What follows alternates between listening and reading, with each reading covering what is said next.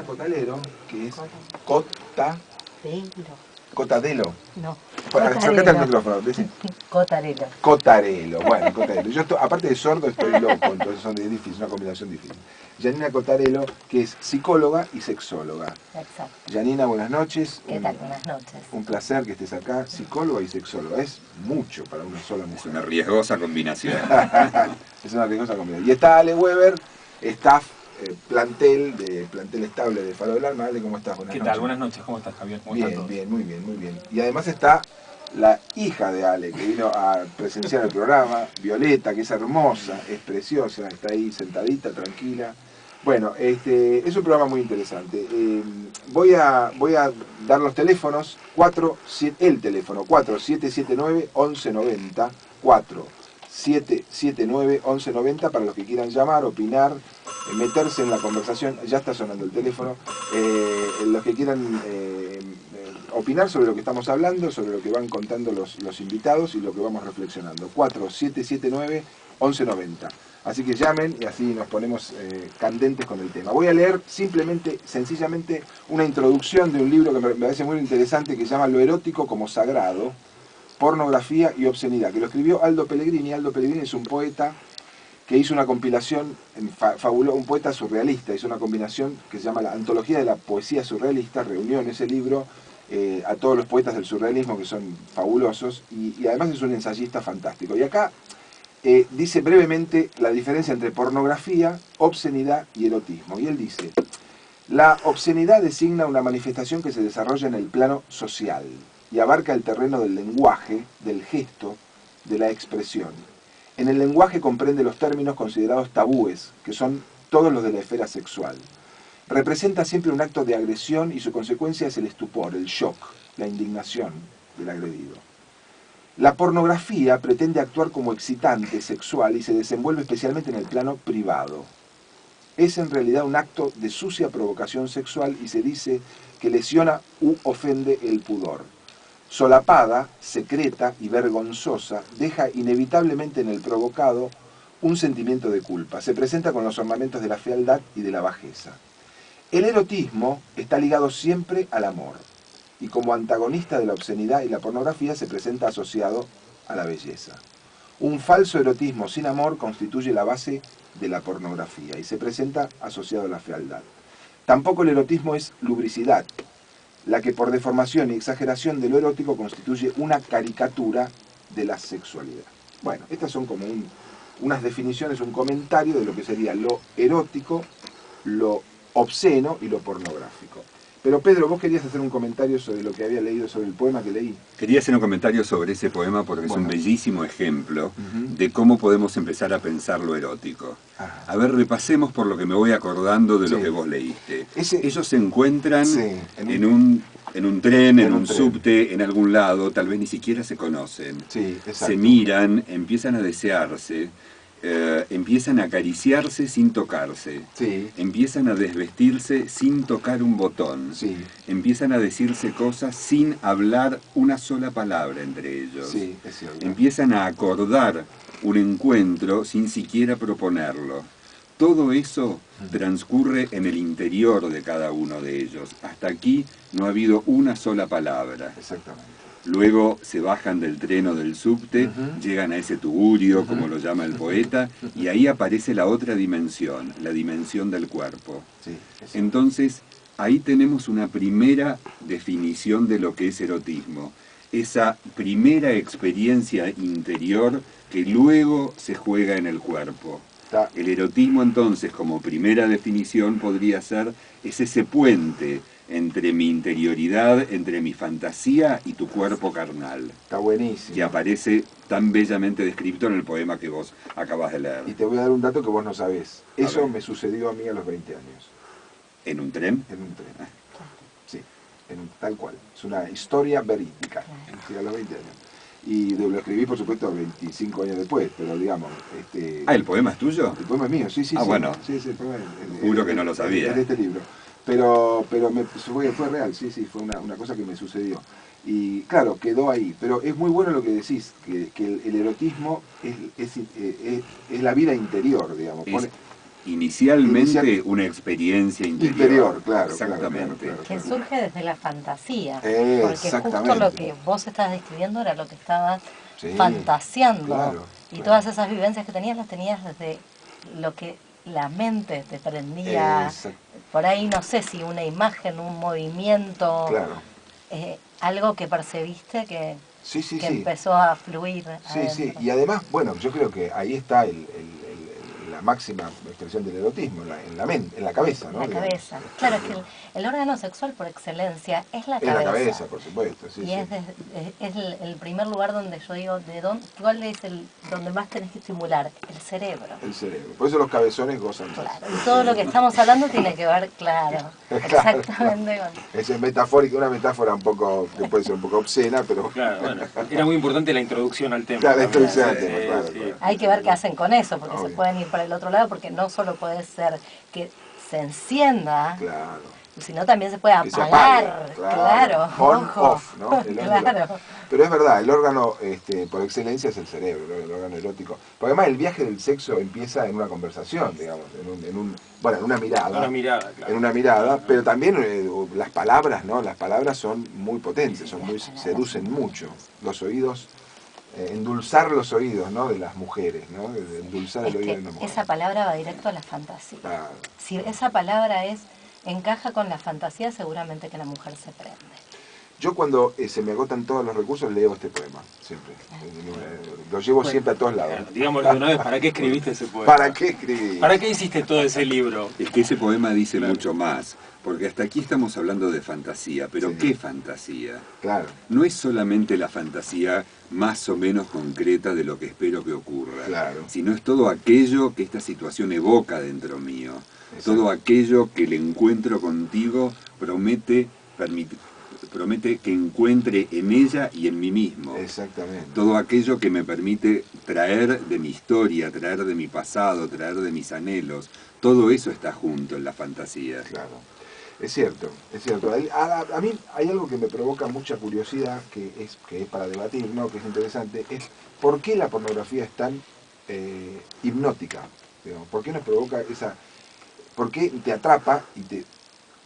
digamos, uno, obviamente, ¿por qué? Porque hay dos cuerpos ahí, somos nosotros, pero digo, tiene una cosa hipnótica, Yo me quedé con esa frase de, si uno pudiera escribir como la... Y fascinar como la pornografía, que vos no podés dar vuelta a la hoja porque estás mirando ahí. ¿Por qué pasa esto, digamos? Yo abro el juego, ¿no? ¿Qué sé yo? A ver. Bueno, ¿respondo yo? Adelante, después ladies first. Ok. Yo lo relaciono con el tema de estar abriendo la ventana de poder ver eso que nunca podés ver, ¿no? La cosa voyerista. Voyerista, exacto. Y voyerista exhibicionista, ¿no? Las dos cosas juntas. Y por el otro lado es estar viviendo eso también. Porque lo estás viendo y lo estás viviendo. Lo estás viendo y lo estás viviendo. O sea, me parece que el hecho de espiar la intimidad, meterte en la intimidad del otro, y tiene que ver con esto. Eso también te prende de alguna manera alguna fantasía. Y también te prende lo prohibido. Que eso que tiene que ver que generalmente en la película pornográfica está sucediendo alguna escena bien extrema, bien extrema, y es eso lo que te atrapa, porque tiene que ver con un poco con la prohibición también. Está presente bueno la prohibición ahí también. Y eso también eleva la excitación, porque estas fantasías que son tan poderosas tienen que ver con alguna prohibición, con algo no permitido, con ir más allá de algo. Claro, porque el solo hecho de espiar, digamos, yo tengo la fantasía, si uno pudiera escuchar, por ejemplo, ni siquiera ver, escuchar lo que piensan, lo que dicen los demás, lo que dice el vecino, es un festín. ¿Te acuerdas de la película La Conversación? Que escuchaba todo, el tipo sentado en un coche tenía un equipo infernal de micrófonos, sonido, todo el tipo escuchaba todo lo que pasaban en todos lados. Ese es un festín, vos decís, ¿cómo? Si... ¿El celular de la mesa? Sí, perfecto. Ella sabotea, viene a todos los programas saboteando. Es así. No puedo dejarlo. No puede dejar el celular. Ese es su vicio, el celular. ¿Por qué? No porque sabe. Mira pornografía por el... Porque vibra, Bien ahí. No, lo que digo es que la fantasía de escuchar lo que dicen los otros, por ejemplo. Es todo el espiar, todo el... Lo que pasa que no es lo mismo escuchar y no ver. No, claro. Que ver explícitamente. Es otra cosa. Cuando yo escucho y no veo, vos mencionabas películas, sí. Hay una película, ¿recuerdan Persona de Bergman? Hay una escena en donde creo que era Ingrid Tulin, que describe, o Vivi Anderson, que describe detalladamente un encuentro sexual. La cámara muestra su rostro mientras lo cuenta. Claro. Y es una escena extremadamente erótica. Claro. A pesar de que lo único que se escucha es su relato. Sí. Todo lo demás ocurre dentro nuestro. Claro, claro. Por eso, lo que ocurre todo lo demás ocurre dentro nuestro y es por tanto una experiencia personal. Sí. Porque lo que tiene el erotismo que personaliza el sexo. Claro. En la pornografía ocurre lo contrario. Claro. Por eso, si bien es cierto, como vos nos decías, que por momentos te fascina pero te suelta rápido. Sí, sí. Porque hay un momento en donde no, nada de esto soy yo, nada de esto tiene que ver conmigo. Claro. Yo creo que también hay una lectura... Se juega el asco también en algún momento. O sea, tiene es probable. Que ver con, sí. Yo creo que también hay una dimensión... El rechazo hasta del asco, o sea, corporal. Claro. Y que también hay otra dimensión que es propia de la sexualidad masculina, que es importante en el tema de la pornografía, que es lo siguiente. Inventemos un guión cualquiera de película típica pornográfica. Sí. Ella está con poca ropa, suena el timbre, llega el delivery de Fredo, él pasa, solamente se miran y a los 3 minutos ya está pasando todo. Sí, totalmente. No hubo ningún diálogo, no hubo ninguna propuesta, apenas hubo una mirada. Todo funciona más o menos previsiblemente en un desarrollo y en una performance de actividad física y de potencia viril que no tiene parangón. Sí. El sueño del pibe. Es decir, no hay seducción, no hay conquista, no hay resistencia femenina, no hay displacer femenino, todo es entrega y finalmente ellas quedan casi como agradeciendo. ¡Está buenísimo, loco! Esa oportunidad que el azar les brindó. Claro, no es así. Es decir, ella siempre es muy gauchita. Sí, claro, muy gauchita, siempre. Exactamente. No siempre. Él que trabajó mucho en la industria del porno en Estados Unidos. Es decir, termina siendo una escena que alivia todas las ansiedades sexuales masculinas. Claro. Así, en este esquema que es el esquema de la película porno típica. Claro, y cuando hay diálogos son malísimos, todo es una cosa absurda que viste que vienen y dicen, hola, ¿cómo estás? Porque actúan mal. Actúan mal, ¿viste? Hola, sí, vine a ver las flores. Sí, y lo otro, claramente, cuando están los primeros planos, viste que es bien para el hombre. Nosotros las mujeres necesitamos como ver todo. Okay. Necesitamos ver todo, porque nosotras como en lo general vemos todo. No dividen, porque esta es otra cosa, la pornografía hace como un Frankenstein, divide las partes del cuerpo, la cola, los pechos. Eso es bien dirigido al hombre. Claro, es bien dirigido al hombre. Nosotras, es como que en ese momento decís, bueno, listo, correme la cámara, abrime, que yo quiero ver todo. Necesito como eso. El hombre es lo contrario. El cortito. El corto. Esa es la diferencia también entre la mirada femenina y la mirada masculina. Claro.